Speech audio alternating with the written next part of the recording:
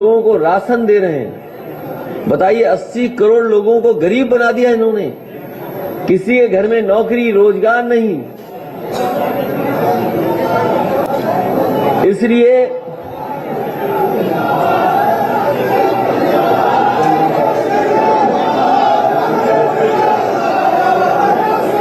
अब जयंत चौधरी जी भी आ गए हैं।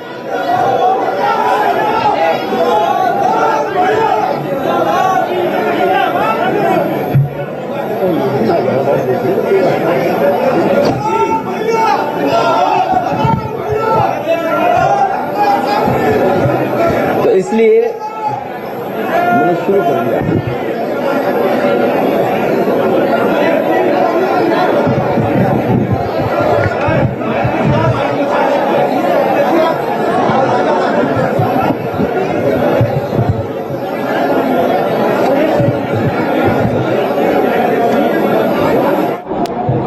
इसलिए उत्तर प्रदेश के किसानों ने मन बनाया है।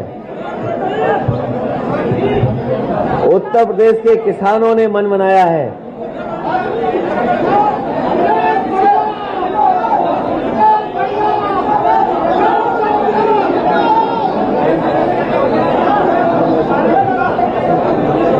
ये जितने भी कार्यकर्ता आए पीछे हो जाएं, बिल्कुल कार्यकर्ता बिल्कुल पीछे हो जाएं। ये पत्रकार के साथियों ने कहा है, अपनी माताओं बहनों से भी निवेदन है।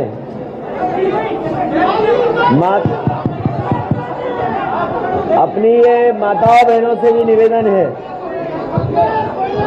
सभी सम्मानित कार्यकर्ताओं से हाथ जोड़ के निवेदन है, भैया प्रेस कॉन्फ्रेंस हो जाने दो, बात रखने दो अपने नेताओं को, प्रेस वाले लोगों को बात सुनने दो।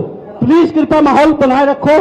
पीछे हुए सभी कार्यकर्ताओं से हाथ जोड़ के निवेदन है, मीडिया भाइयों को काम करने दो। सब आप ही के लिए आए, प्लीज रिक्वेस्ट है आपसे।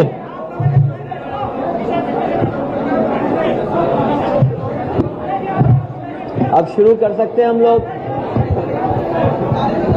शुरू कर सकते हैं प्रेस के साथियों, क्योंकि मैं बातचीत किसान पे कर रहा था और जिस तरीके से किसान अपमानित हुए थे, मैं बधाई देना चाहता हूं सभी किसानों को कि जिनकी हिम्मत की वजह से, जिनकी बहादुरी और साहस की वजह से, जिनकी साहस की वजह से ये पीछे हो जाएं, जो लोग आगे हैं। मेरा सबसे निवेदन है और अपील है कि पीछे हो जाएं जो लोग आगे आ गए हैं।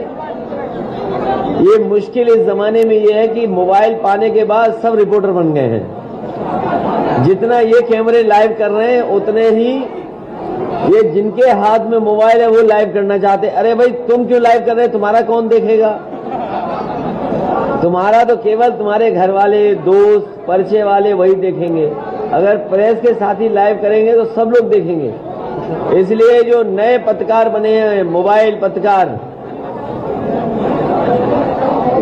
उनसे हमारा निवेदन है कि थोड़ा पीछे हो जाएं।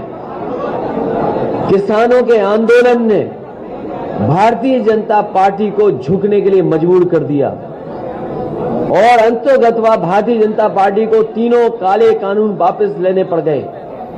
जो लोग दावा कर रहे हैं कि किसान खुशहाल हुआ है, वो देखो कैसे अन्नदाता का अपमान किए थे और आज उनके इतने वर्षों की नाकामी के कारण गरीबी बढ़ी है।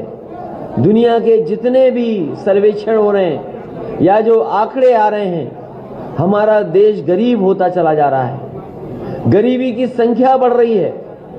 और जिस तरीके से कोरोना आया और आपने देखा कि मजदूर अपने घर पैदल पैदल चले गए।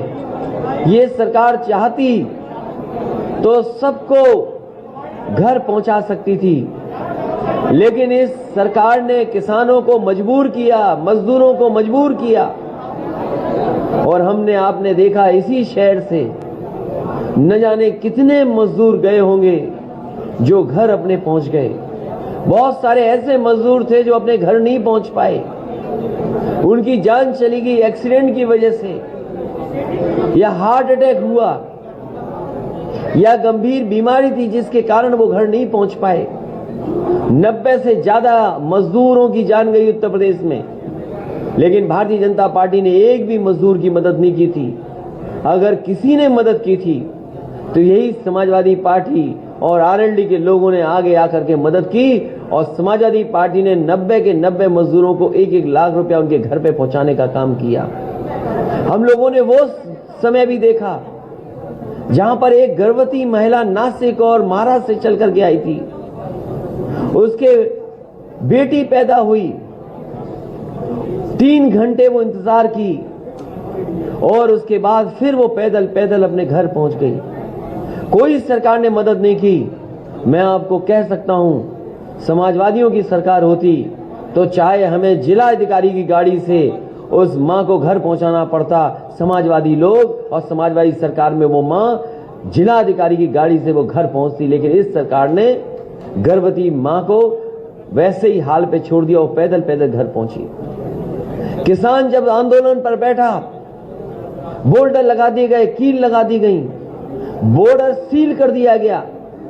यहीं सर्दी में, गर्मी में, बरसात में इसी बॉर्डर पर बैठे रहे, लेकिन उन्होंने परवाह नहीं की। उन्हें कोई परवाह थी तो 3 काले कानून की परवाह थी कि अगर 3 काले कानून लागू हो गए तो हमारे किसानों की जमीन छीन ली जाएगी, उनको बाजार के भाव पर छोड़ दिया जाएगा। इसलिए किसानों को बधाई देता हूं। आज मुझे खुशी है, जयंत चौधरी जी हम दोनों लोग साथ हैं, किसानों की लड़ाई लड़ रहे हैं। और मैं अपने जिस इलाके में ये चुनाव है, पहले चरण में वो लोग जानते हैं और आखिरी चरण में जो चुनाव है वो लोग जानते हैं। चौधरी चरण सिंह जी ने सभी किसानों को एक कर करके एक साथ ला करके उनके आंदोलन को आगे बढ़ाने का काम किया। अगर देश में आजादी के बाद किसानों को सशक्तिकरण के लिए, किसानों को आर्थिक रूप से मजबूत बनाने के लिए, किसानों के हित के लिए, किसानों के पक्ष में फैसले लेने के लिए, गांव की खुशहाली के लिए अगर देश में सबसे आगे कोई आया तो वो चौधरी चरण सिंह जी थे। उसके बाद उनकी विरासत को आगे बढ़ाने का काम अजीत सिंह जी ने, नेताजी ने और न जाने कितने नेता और कार्यकर्ताओं ने मिलकर के किए हैं। ये चुनाव जहां किसान, गरीब, मजदूर का है, वहीं मैंने पिछले मुजफ्फरनगर में कहा कि जयंत चौधरी जी और यहां पर जितने लोग किसानों की लड़ाई लड़ रहे हैं, उन्हें चौधरी चरण सिंह की विरासत को भी बचाने का और उस विरासत को आगे बढ़ाने का भी ये चुनाव है।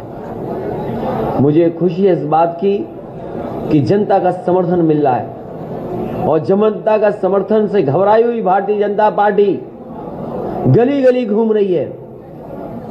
हम लोग जितनी भी पाबंदियां लगी हैं उन नियमों का पालन कर करके हम आपके माध्यम से अपील करने आए हैं। ये गाजियाबाद उत्तर प्रदेश का बड़ा शहर है। नोएडा अगर बड़ा शहर है तो गाजियाबाद भी बड़ा शहर है। अगर यहाँ के लोगों का पेट कोई भर रहा है तो वो हमारा अन्नदाता है। हमें उम्मीद है कि शहर के लोग भी अन्नदाता के पक्ष में मतदान करेंगे और जो खुशहाली आनी चाहिए थी, जो तरक्की होनी चाहिए थी, जो विकास का रास्ता होना चाहिए तो वो भारतीय जनता पार्टी ने रोका है। यहाँ निगेटिव पॉलिटिक्स कोई कर रहा है, नकारात्मक पॉलिटिक्स कोई कर रहा है तो वो भारतीय जनता पार्टी कर रही है। हम दोनों लोग मिलकर के नकारात्मक पॉलिटिक्स को खत्म करना चाहते हैं। एक बार फिर वही भाईचारा की पॉलिटिक्स करना चाहते हैं कि हम सब एक हैं। जो गंगा जमुनी तहजीब है उसको बढ़ा करके खुशहाली के रास्ते पर ले जाना चाहते हैं। गाजियाबाद शहर बड़ा है, हमारे तमाम लोग बैठे हैं, कारखाने हैं, उद्योग हैं। मैं ये भरोसा दिला सकता हूं कि जो चल रहे उद्योग और कारखाने हैं उनको जो मदद कर सकते हैं सरकारी कानून में वो मदद की जाएगी। साथ ही साथ जो एमएसएमई सेक्टर है जो सबसे ज्यादा बर्बाद हुआ है इस कोरोना के समय पर, बीमारी के समय पर, इन दोनों सरकारों ने, डबल इंजन की सरकार ने कोई मदद नहीं की है। अगर हमें अलग से पैकेज ला करके एमएसएमई सेक्टर को अगर सुधारना पड़ेगा तो उसको भी आगे बढ़ाने का काम समाजवादी और आरएलडी की सरकार में होगा। मुझे याद है कि यहां पर एक बहुत पुरानी साइकिल का कारखाना था, बंद होने की कगार पर जब आंदोलन कर रहे थे तो समाजवादी लोग पहुंचे थे मैं तो कहूंगा कि हालांकि वो प्राइवेट सेक्टर का है कारखाना, बहुत पुराना कारखाना है। समाजवादी सरकार बनने पर साइकिल के कारखाने को पुनः जिंदा करने का काम कोई करेगा तो समाजवादी लोग करेंगे, और इसलिए करेंगे क्योंकि हमारा विशेष लगाव है साइकिल से।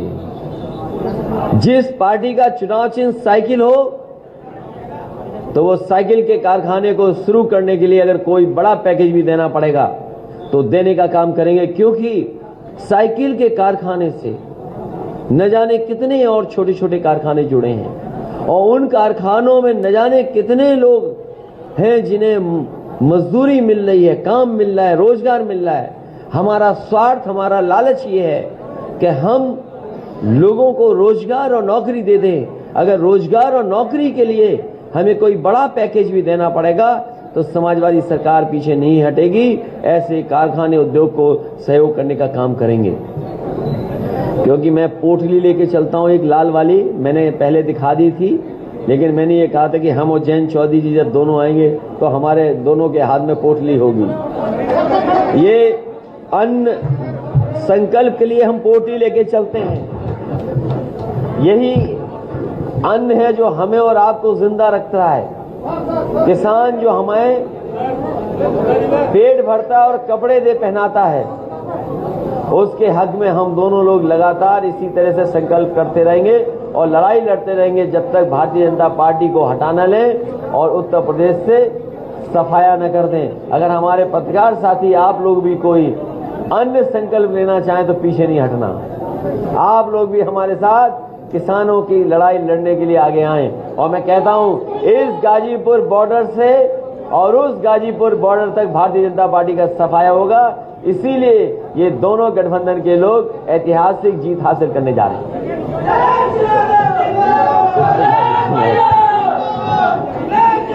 ये हमारे बहुत सारे खोड़ा कॉलोनी के लोगों को लेकर के, ये खोड़ा को कौन नहीं जानता। जब समाजवादी सरकार थी तो खोड़ा कॉलोनी के लिए हम लोगों ने स्कूल भी दिया था, और जो विकास कार्य कर सकते थे वो विकास कार्य भी और नगर पालिका भी बनाने का काम किया था। अगर खोड़ा कॉलोनी को लिए विशेष कार्य भी करने पड़े, जिसमें अस्पताल बनाना हो, डिग्री कॉलेज देना हो, और अगर घर घर पानी पहुंचाने का काम करना पड़े, बताओ खोड़ा जैसी जगह जहां उत्तर प्रदेश और बिहार के बड़े पैमाने पर लोग रहते हैं, आसपास के लोग तो रहते ही हैं, लेकिन यूपी बिहार के भी लोग बड़ी संख्या में आकर के रह रहे हैं। अगर उन्हें हम अच्छा पानी नहीं दे सकते हो, इलाज नहीं दे सकते तो हम लोग कैसे करेंगे। वहीं सभी बात मेट्रो को रुके कार्य चालू करना, और मेट्रो के कार्य तो मेट्रो तो समाजवादियों से ज्यादा किसी ने बनाई नहीं है। आप में से पुराने पत्रकार लोग भी जानते होंगे जिनके पास मेट्रो का इतिहास होगा। सबसे पहले एक बार नेताजी यहाँ आए थे, और नेताजी जब आए थे तब मैं भी उनके साथ आया था। तब हमारा आपका परिचय ऐसा नहीं था जैसा आज है। उस समय परिचय यही रहा होगा कि हम कहीं खड़े रहे होंगे, वहीं तस्वीर आ गई होगी तो आ गई होगी। तो उस समय भी मेट्रो का काम अगर किसी ने शुरू किया था तो नेताजी ने शुरू किया था। नेताजी उस समय मुख्यमंत्री थे। तो मेट्रो का काम हो और शहर की जो सुविधाएं हैं कि ट्रैफिक ठीक तरीके से चले, पर्यावरण को लेकर के बहुत चिंतित लोग रहते हैं, और कूड़े से लेकर के तमाम गंदगी को लेकर के, और कम से कम साफ सुथरे इलाके ऐसे हों जहां पर लोग निकल करके घूम सकें, और कम से कम गाजियाबाद दिल्ली को टक्कर दे अपनी सफाई में, और दिल्ली को दिखाए कि हाँ गाजियाबाद में भी ऐसे बड़े बड़े काम हो सकते हैं। समाजवादी सरकार बनेगी तो अगर शहर को अच्छा बनाने के लिए, साफ सुथरा बनाने के लिए अगर कोई विशेष कार्य करना पड़ेगा तो किया जाएगा। वहीं मोदी नगर में, क्योंकि बड़ी पैमाने पर वहां मजदूर किसान इलाज के लिए आते हैं, अगर अस्पताल के साथ साथ विशेष ट्रॉमा सेंटर भी देना पड़ेगा तो समाजवादी सरकार में और आरएलडी मिलकर के दोनों ट्रॉमा सेंटर देने का काम करेंगे। साहिबाबाद में भी इलाज की सुविधाएं देंगे, क्योंकि इधर जब से कोरोना आया है लोगों ने महसूस किया है कि इलाज कितनी जरूरी है, और इलाज वो भी सरकारी व्यवस्था अच्छी हो, क्योंकि प्राइवेट में लोगों के साथ कई बार बहुत ज्यादा इलाज का खर्चा हो जाता है। इस कोरोना के समय पर लोगों ने अपने अकाउंट के पैसे निकाल लिए। मुझे याद है एक अखबार का मैंने खबर पढ़ी थी एक महीने के अंदर कानपुर जैसे शहर ने कई सौ करोड़ लोगों ने अपने सेविंग से पैसा निकाला था। और अगर हमारे पत्रकार साथी यहाँ का आंकड़ा निकालेंगे, आप गाजियाबाद का आंकड़ा अगर निकालेंगे, कोरोना के समय पर लोगों ने सेविंग से कितना पैसा निकाला होगा, तो कम से कम 2 या 3 महीने में 1000 करोड़ से ज्यादा पैसा निकाला होगा। तो सोचो, सेविंग का पैसा लोगों ने निकाल करके अपने परिवार के लोगों का इलाज और मदद करने का काम किया था। उस समय जब सबसे ज्यादा सरकार की जरूरत थी, तब सरकार ने गरीबों को, आम लोगों को अनाज छोड़ने का अगर किसी ने काम किया था तो भारतीय जनता पार्टी ने। इसलिए मैं इस मौके पर समाजवादी पार्टी और आरएलडी के जितने भी प्रत्याशी हैं, उनके पक्ष में मैं आपके माध्यम से निवेदन और अपील करने आया हूं कि गाजियाबाद और आसपास की जनता इन सभी साथियों की मदद करे। जो लोग हमारे साथ बैठे हैं वो तो हैं ही। धौलाना से असलम चौधरी जो समाजवादी पार्टी और आरएलडी के प्रत्याशी हैं, मोदी नगर से पंडित सुदेश शर्मा आरएलडी और समाजवादी पार्टी के गठबंधन के प्रत्याशी हैं, गाजियाबाद में समाजवादी पार्टी और आरएलडी के विशाल वर्मा जी प्रत्याशी हैं, साहिबाबाद से पंडित अमरपाल शर्मा जी समाजवादी पार्टी और आरएलडी के प्रत्याशी हैं, मुरादनगर में पंडित सुरेंद्र कुमार मुन्नी आरएलडी और समाजवादी पार्टी के प्रत्याशी हैं, वहीं लोनी में मदन भैया आरएलडी और समाजवादी पार्टी के गठबंधन के प्रत्याशी हैं। मुझे उम्मीद है कि आपके माध्यम से जनता इनकी मदद करेगी, क्योंकि चुनाव आयोग की जो पाबंदियां हैं वो बड़ी बड़ी रैलियां नहीं हो पा रही हैं। अगर बड़ी बड़ी रैलियां हो रही होती तो कार्यक्रम दूसरे तरीके से होते। आज आप ही हमारे वो लोग हैं जो संदेश पहुंचा सकते हैं, आपके माध्यम से ही हम लोग घर घर पहुंच सकते हैं। इसलिए हमें उम्मीद है कि आप लोग भी हमारी मदद करना, जिससे भारतीय जनता पार्टी जैसी तानाशाही सरकार को हम उत्तर प्रदेश से हटा सकें। मैं जयंत चौधरी जी से कहूंगा कि वो अपनी बात रखें।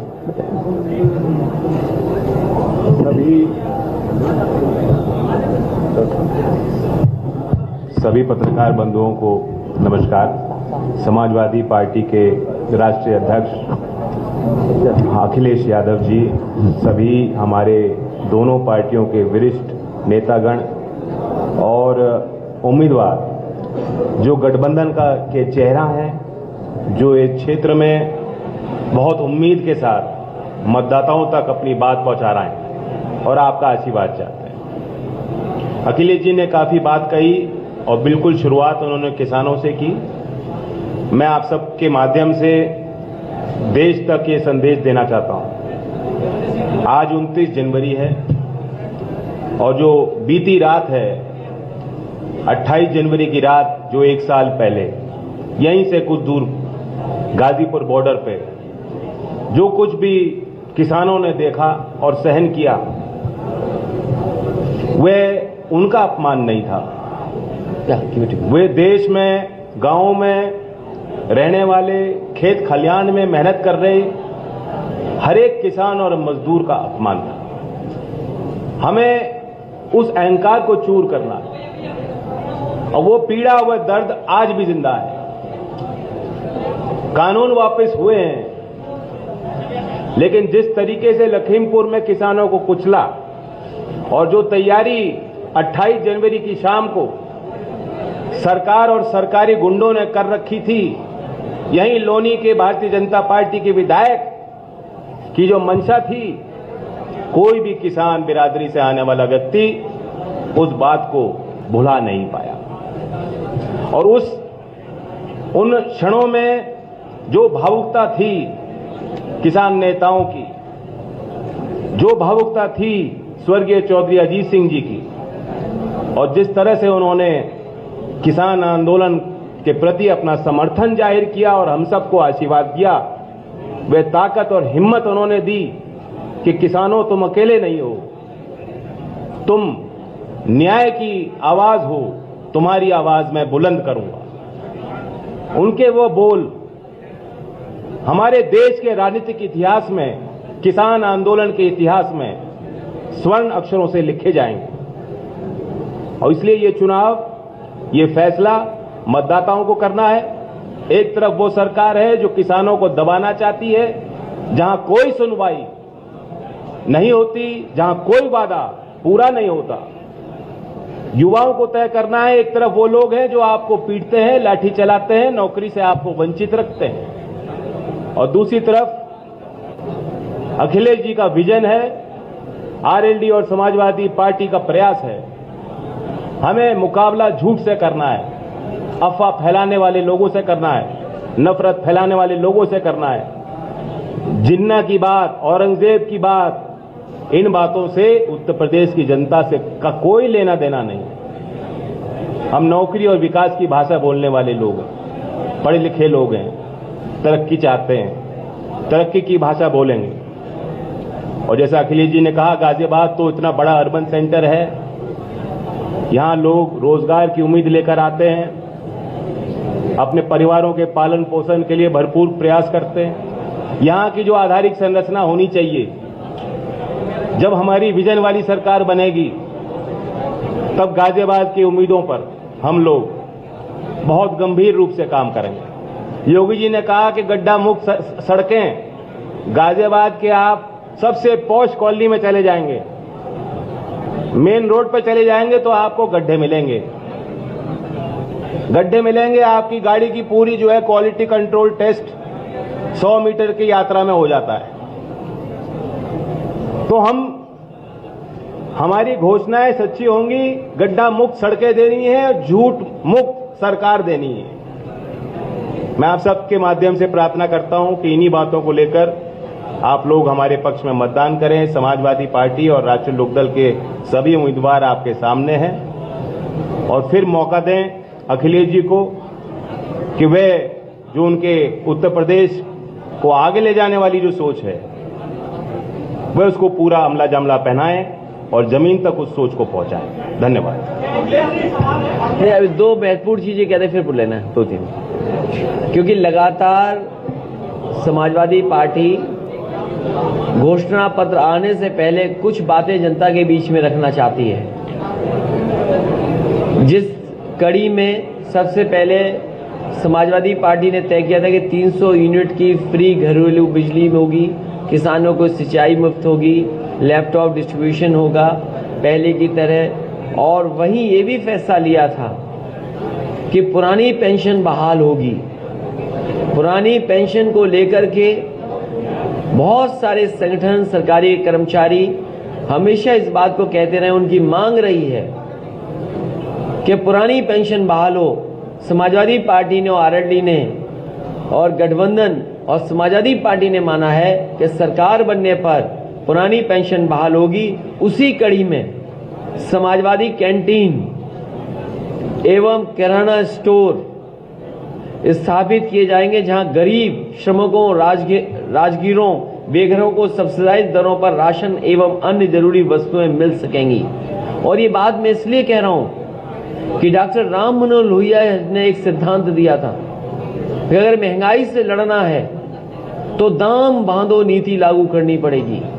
अगर दाम बांधो नीति हम लागू कर पाएंगे तो बहुत सारे गरीब और जो रोजगार पर निर्भर करते हैं उन्हें हम सब्सिडाइज या दाम बंधी हुई चीजों को उपलब्ध करा पाएंगे। इन कैंटीनों में 10 रुपए में समाजवादी थाली की व्यवस्था की जाएगी। इस योजना का लक्ष्य है राज्य से भूख की समस्या को मिटाना। पहले कुछ जगह पर शुरू हुई थी, जिस योजना को बंद किया भारतीय जनता पार्टी ने। 20 रुपए की थाली थी, खाना था, जिसमें मजदूरों को खाना उपलब्ध कराया था। इस बार समाजवादी कैंटीन होगी। इस कैंटीन में 10 रुपए में समाजवादी थाली उपलब्ध होगी और पौष्टिक आहार होगा। इसके साथ साथ क्योंकि शहर में बड़े पैमाने पर लोग आते हैं काम के लिए और रोजगार के लिए, इसलिए समाजवादी पार्टी ये मानती है कि जिस तरीके से मनरेगा की तर्ज पर मनरेगा की तरह अर्बन एम्प्लॉयमेंट गारंटी एक्ट को भी लाने का काम करेंगे, जिससे बहुत सारे नौजवान जो शहर में आते हैं उन्हें रोजगार और नौकरी दिला सकें। वहीं साहिबाबाद में क्योंकि बड़ी जगह सरकारी अस्पताल हो और सरकारी डिग्री कॉलेज हो, साथ साथ समय के हिसाब से जो पढ़ाई हो, जिसमें ट्रेनिंग उपलब्ध हो और नौकरी रोजगार मिल सके, उस दिशा में काम करेंगे। मैं समझता हूं जैन जी से आपने एक सवाल पूछा था। एक मिनट, एक चुनावी व्यवस्था को लेकर मैं कहना चाहता हूं कि क्योंकि कोरोना काल है, हमें सबको उम्मीद है और सरकार और चुनाव आयोग की मतलब इसमें तैयारी भी है कि पोस्टल बैलेट के माध्यम से काफी वोट मतदाता अपना मत प्रयोग करेंगे। इसमें मतदाताओं को भी सतर्क रहने की जरूरत है। जो सरकारी कर्मचारी हैं, जो पुलिसकर्मी हैं, जिनकी पोस्टल बैलेट से वोट डलनी है, मैं उनको कहना चाहता हूं कि ये एक फॉर्म है ऑनलाइन, इसको आप डाउनलोड करके, बैलेट फॉर्म है, इस पे अपनी वोट दर्ज कराएं। वोट का अधिकार है, उनका मत अधिकार है। कोई भी किसी दबाव में उनको आने की जरूरत नहीं। कोई उनके सीनियर अधिकारी दबाव बनाने की कोशिश करते हैं, ये उनका संविधान ने उनको अधिकार दिया। तो इस वोट को इसके लिए सतर्क रहें, सुरक्षित रखें और सुनिश्चित करें कि उनकी वोट पड़ी कि नहीं। दूसरी बात, नियम यह है कि मतदान के तारीख से पहले घर घर ये जो फॉर्म उनको मिल जाना चाहिए। अगर नहीं दिया जा रहा तो ऑनलाइन वो उसको ले सकते हैं। तीसरी बात यह है कि चुनाव आयोग का नियम कहता है कि जब मतदान हो जाता है, जो गिनती होती है, सबसे पहले पोस्टल बैलेट की वोट गिनी जानी चाहिए। तो सभी उम्मीदवारों को, चुनाव आयोग के सभी ऑब्जर्वर्स को मैं कहना चाहता हूं कि सख्ती से, क्योंकि हमारा अनुभव है कि पिछली बार जो गिनती हुई उसमें ऐसा नहीं हुआ। कोई बहानेबाजी नहीं चलेगी, नियम का सख्त अनुपालन होना चाहिए सभी ऑब्जर्वर से, और हमारे दोनों दल के जिलाध्यक्षों से मैं उम्मीद करता हूं कि सख्ती से इसका पालन हो। इस पे हम पुरजोर कोशिश करें। धन्यवाद।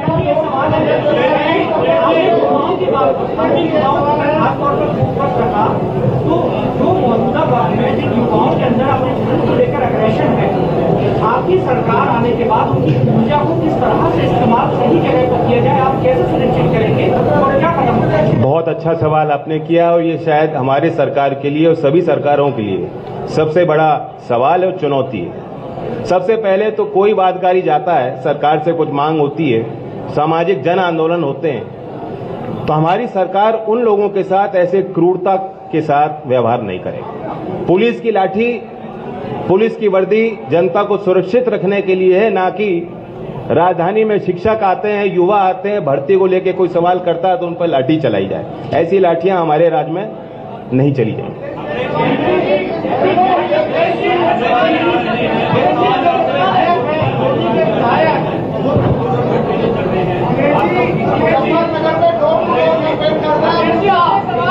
नहीं, उन्हें डोर टू डोर जाने की आवश्यकता इसलिए पड़ गई है कि मैं तो कहूंगा जिस घर का दरवाजा वो बजाएं या डोर टू डोर कैंपेन में जाएं, वो सिलेंडर उन्हें दिखा दें।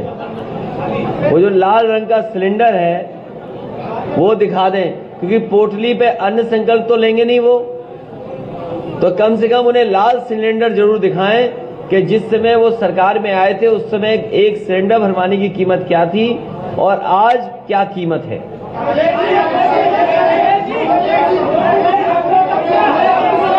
अरे एक एक कोई आप में से तय कर ले किससे पूछना है।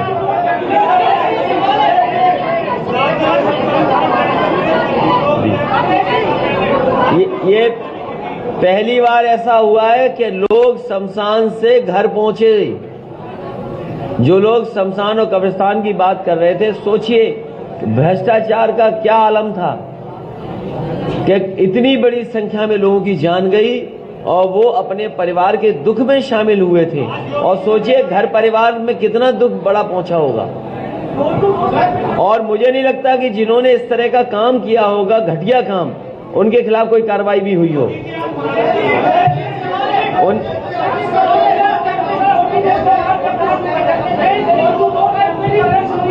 हमारी यही डोर टू डोर कैंपेन है, मैन टू मैन कैंपेन है। लाइए एक पर्चा, लाइए पर्चा, मैन टू मैन कैंपेनिंग है हमारी। डोर टू डोर भी कैंपेन होगी और मैन टू मैन कैंपेन भी होगी। मैं आपसे कहता हूं हमारी पार्टी की मदद करना।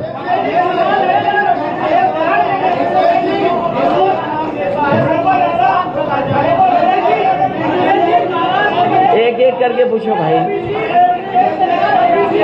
हो जाएंगे जी, एक एक कर।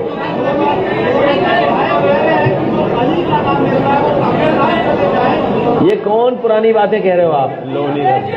लोनी का विधायक है। अरे भाई, जो देखिए ऐसा है ऐसा है, आप सब जागरूक लोग हैं। जैसे ही समाजवादी पार्टी ने पुरानी पेंशन को बहाल करने के लिए कहा, आप सोचो मुख्यमंत्री जी को क्या याद आया? अब्बा जान।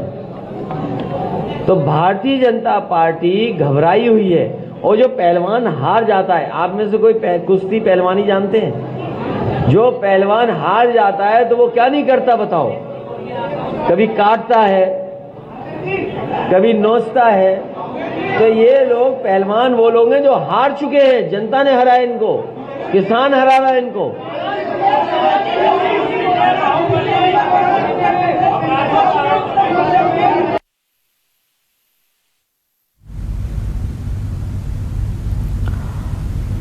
तो अखिलेश यादव और जयंत चौधरी की ज्वाइंट ये प्रेस कॉन्फ्रेंस आप सुन रहे थे। फिर उन्होंने वादे किए हैं।